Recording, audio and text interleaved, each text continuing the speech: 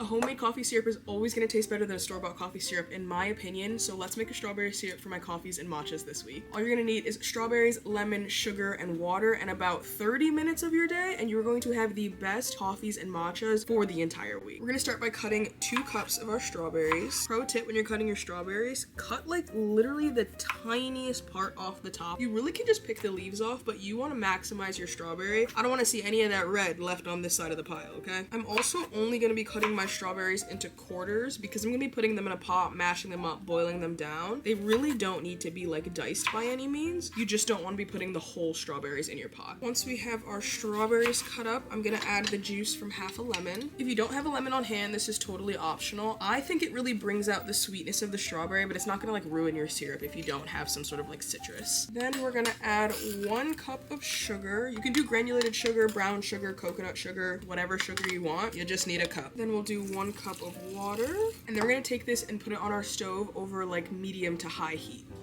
Once I get this on the stove, I'm gonna go ahead and just mix everything together. For the most part, we're just gonna leave this for 10 minutes to bring up to a boil, but one of the things you wanna remember is to mix it every couple minutes just so your sugar on the bottom of the pot doesn't end up burning. I'm also gonna go ahead and put the lid on there just so the mixture can warm up a little bit quicker. Once your strawberries are at a boil, I'm just gonna give them one more quick little stir, and then we're gonna turn it down to low heat and let this simmer on the stove for about 10 minutes. Once our mixture has been simmering on the stove for 10 minutes, we're gonna take it off the heat, and then the next thing that we're gonna do is blend it. But before you can blend it, you have to make sure it cools down to room temperature. There are 2 ways to do that. You can either leave it on your counter for the next couple hours, or you can put a couple ice cubes in it and then stick it in your freezer for like 15 minutes, which is what I'm gonna do because I'm very impatient and I want some of this in the next hour. Once your strawberry syrup has made it back down to room temperature, we're gonna transfer it to our blender, blend it all up, and then we'll be done. When I used to make my fruit syrups, I would actually strain the liquids from the solids and then only use the liquids as a syrup, but I saw one of my friends blend everything together instead of straining it, and it makes this like thick, creamy syrup, and I swear it tastes so much better, and I feel a lot less wasteful because I would never do anything with the solids. I saw a lot of people using them for like jams and toast and stuff like that. That's not really my vibe, so I would literally just throw it away, but I love the blending method way more than the straining method. The reason you have to make sure that your syrup gets back down to room temperature is because if you blend it while it's hot, it will explode. And that is not an exaggeration, it will literally explode. Once your syrup is all blended up, I'm gonna go ahead and transfer it to one of my big mason jars.